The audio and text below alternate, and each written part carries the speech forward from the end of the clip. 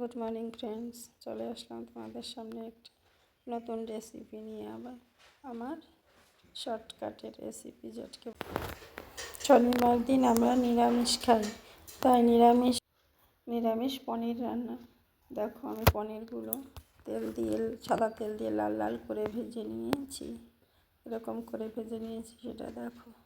শনিবার দিনে আমরা 2 বছর দিয়েই নিরামিষ, 2-3 বছরেরও বেশি হয়ে গেছে নিরামিষ খাই, কিন্তু আমরা পেঁয়াজ রসুনও খাই না। অন্যান্য কেউরা পেঁয়াজ রসুন খায়, কিন্তু আমরা সেটা খাই না। দেখো কী করে রান্না করি, সেটা তোমাদের সঙ্গে একটু শেয়ার করি।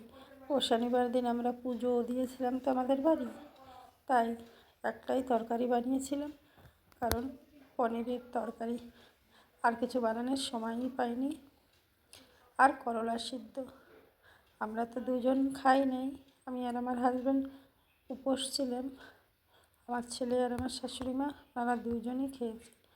দেখো, পনিরের তেলে আলুটা ভেজে নিচ্ছি। আলু দিয়ে নাড়াচাড়া করে একটু লাল লাল করে ভেজে নেব। তারপর আমি আলু ভাজার মধ্যেই লাল লাল করে ভাজার পরে সব কিছুই দিয়ে দেবো, যেটা বলেছি শর্টকাটের পানির জন্য, যেটা তোমাদের সঙ্গে শেয়ার করছি। হাতে সময় কম থাকলে শর্টকাট কী করে পনির রান্না? আমি তো এরকম করেই রান্না করি, তোমরা কী করে রান্না করো সেটাও জানাবে কমেন্ট করে।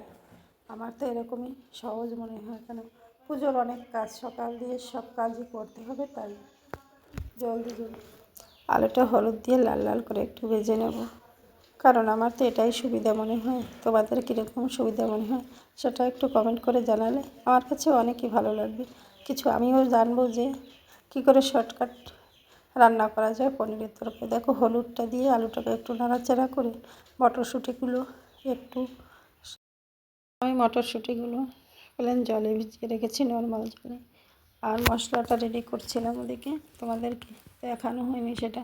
দেখো, গাজর, একটু বিনস, এগুলোই কেটে রেখেছি, সব একসঙ্গে করে দিয়ে দেব পনিরের মধ্যে, আলুর মধ্যে। পনিরের মধ্যে তো পনিরটা তো পরেই দেব, আলুর মধ্যে।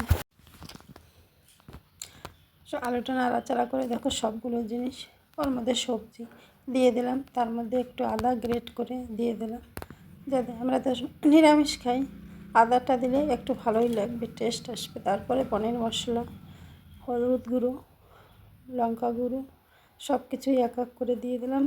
দিয়ে নাড়াচাড়া করে, আমি তো এটা জল দিয়ে রান্না করব না, দুধ দিয়ে রান্না করব, তাই তোমাদের দেখাচ্ছি। দেখো, নর্মাল সিম্পল সুন্দর একটা রেসিপি, তোমাদেরও ভালো লাগবে, হাতে কম সময় হয়ে যাবে, জলদি। দেখো, নুনটাও দিয়ে দিলাম। নুনটা দিয়ে নাড়াচাড়া করে এখন আমি দুধটা ঢেলে দেব। সেটাই দেওয়ার আগে একটু ভালো করে মশলাটাকে দিয়ে কষিয়ে নিলাম। শর্টকাটে রান্না। তারপরে পনিরটা দিয়ে দিলাম। পনিরটা দিয়ে দেওয়ার পরে নাড়াচাড়া করে দেখো দুধটা ঢেলে দিলাম। আধা লিটারই দুধ দিলাম, বেশি দিইনি। এখন একটু দুধটা দিয়ে, দুধের প্যাকেটটা ধুয়েও একটু জল দিয়ে দিলাম, অল্প একটু, খালিই তো দুধ দিয়েছি। দুধটা দিয়ে ভালো করে একটু নাড়িয়ে দিলাম, যাতে মিক্স হয়ে যায় মশলাটা ভালো করে।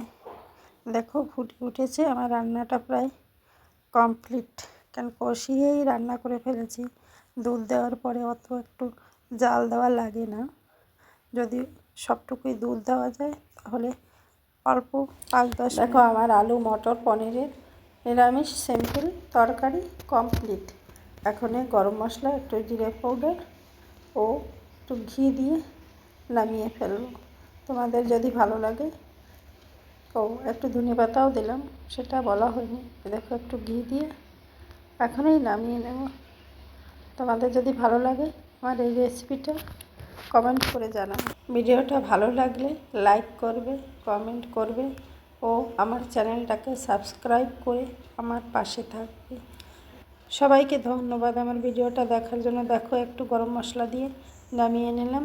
লাইক, শেয়ার, কমেন্ট করবে এবং ভালো লাগলে সাবস্ক্রাইব করে আমার পাশে থাকবে। ধন্যবাদ। আমার রেসিপিটা তোমাদের কীরকম লাগছে সেটা জানাবে। আশা করি সবাই ভালো আছো। ধন্যবাদ।